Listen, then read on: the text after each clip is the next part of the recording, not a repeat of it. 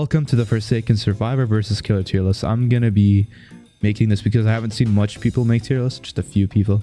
So I'm gonna give my personal input on this and where I believe they should go after a decent chunk of time of playing this game. As of 9171, these are the latest characters, and I'm gonna rank them on what I believe in should be their rank. So starting off the 7 and 7, I personally have a bit of a bias for him because I kind of main him. But at the same time, I do recognize where he flaws. His weapon is very unreliable.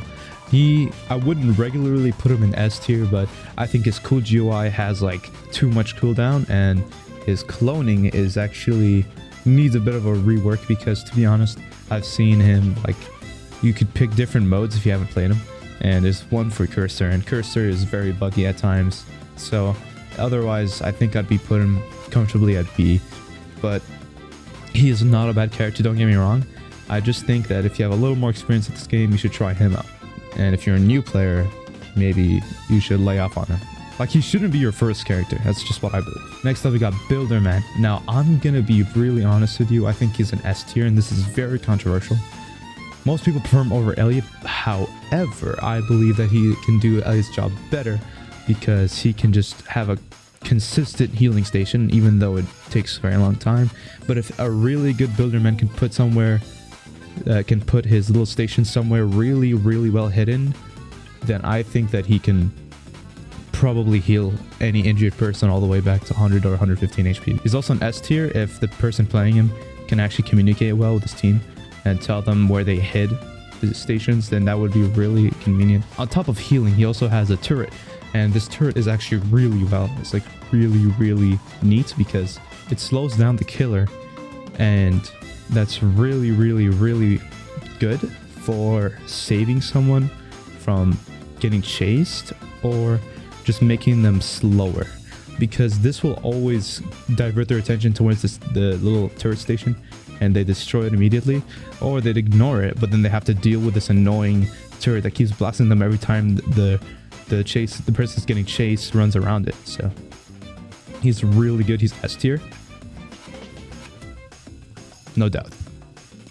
Now we have Elliot. Now this is very hard for me to pick because I would initially think he's S because he's probably the best healer, even better than Builderman.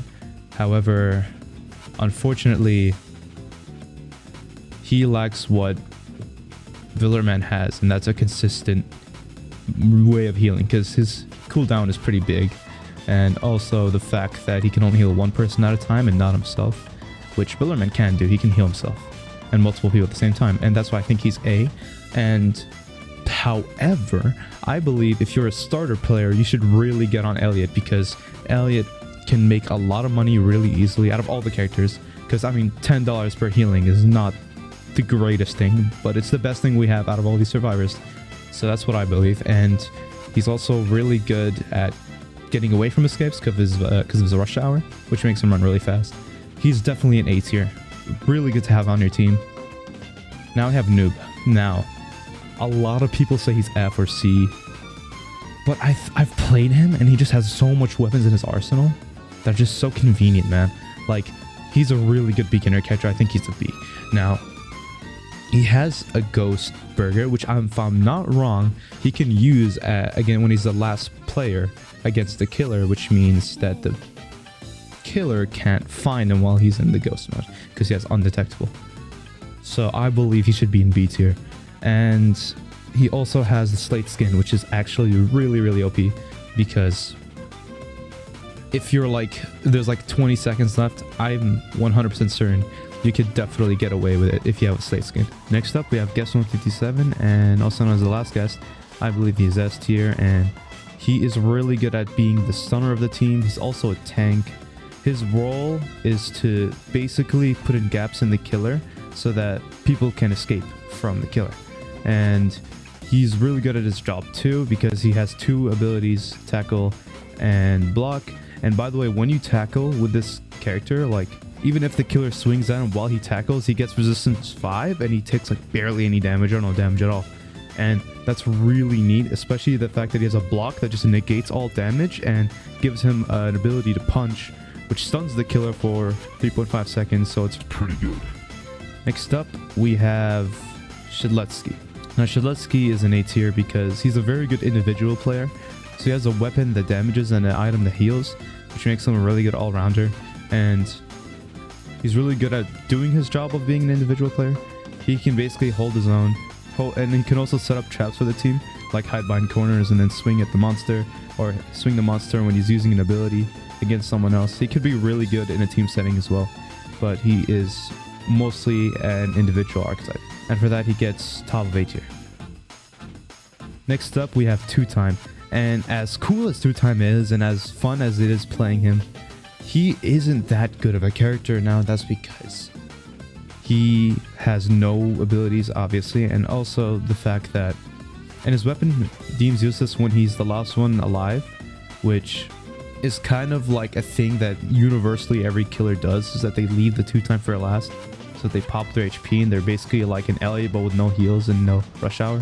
When he gets hit by the killer and he loses a life, he doesn't even get that big of a stamina boost. He mostly just gets like a speed boost, which he can use to his advantage. But I mean, you already get hit and you already run pretty fast after getting hit. So I don't really see the point, but he's not that bad. He's not D tier material, but he's definitely not up there. So C tier it is. Now lastly, for the survivors, there is Chance.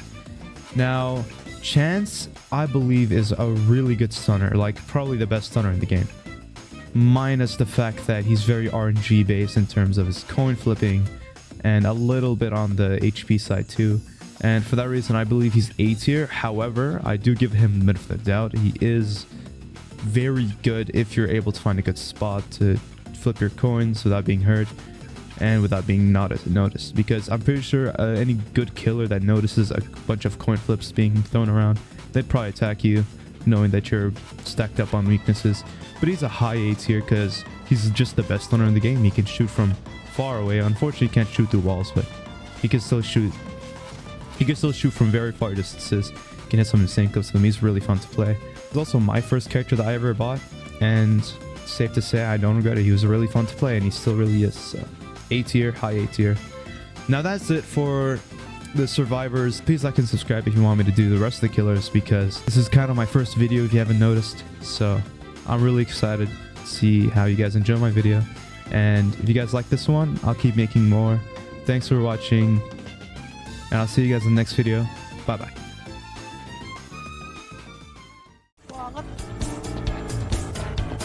I am him. I am him, bro.